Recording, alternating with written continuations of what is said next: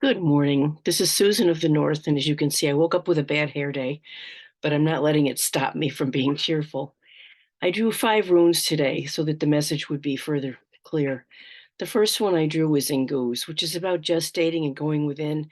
Sometimes this can be interpreted as getting too lost in thought. And I notice with myself, and maybe other people do this too, but when I get too lost in thought, the process of life just rides on by, and good fortune can turn into bad fortune because I think about things too much and I don't act on them. So to turn this around, it's about taking the idea, and if you really believe in it, jump on it, do something with it. Don't go beyond your means, of course, but just, starting with maybe a lack consciousness. And then there's the work internally to turn this around to prosperity consciousness. Maybe an idea is not happening fast, but it's happening, so just give it time. You never know when the sudden change is going to come.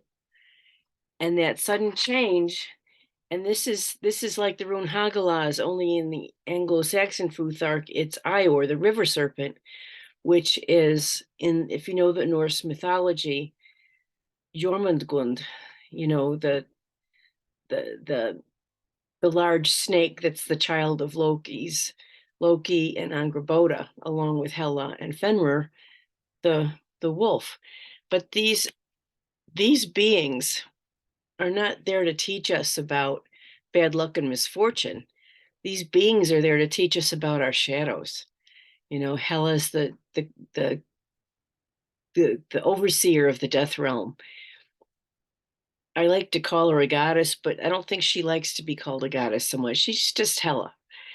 And Fenrir, the wolf, is, you know, Maria Cavilgahau translates his name as the wolf of greed. And we all have that inside of us. When we have a lack consciousness, we fear not having enough for ourselves, for our survival. So that's when greed plays into it.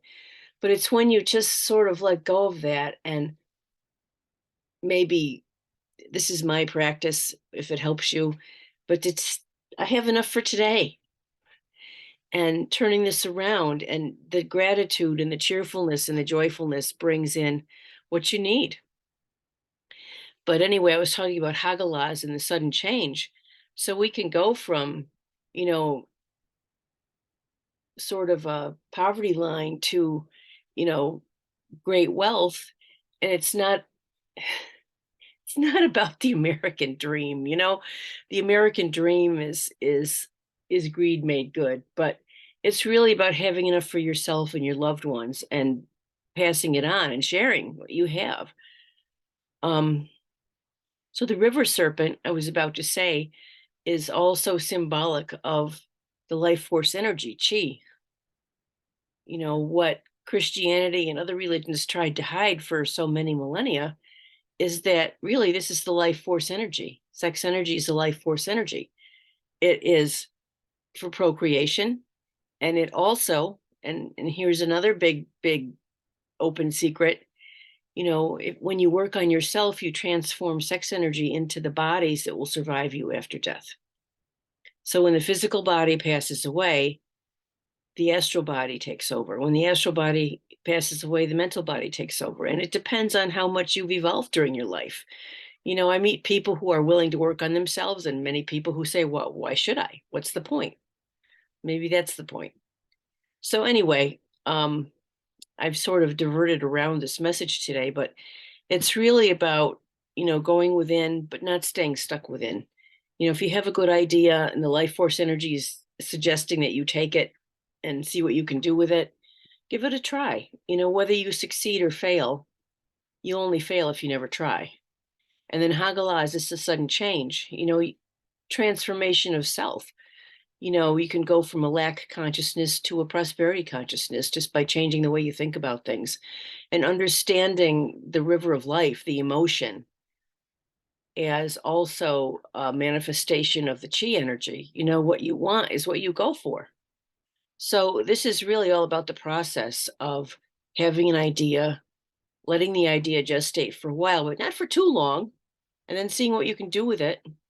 And if it brings a sudden change to your life, in the flow of life, that's wonderful. And if it doesn't, you go on to something else. It's a cycle.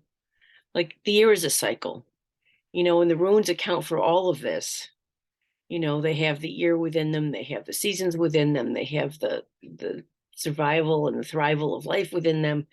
It's just a beautiful thing.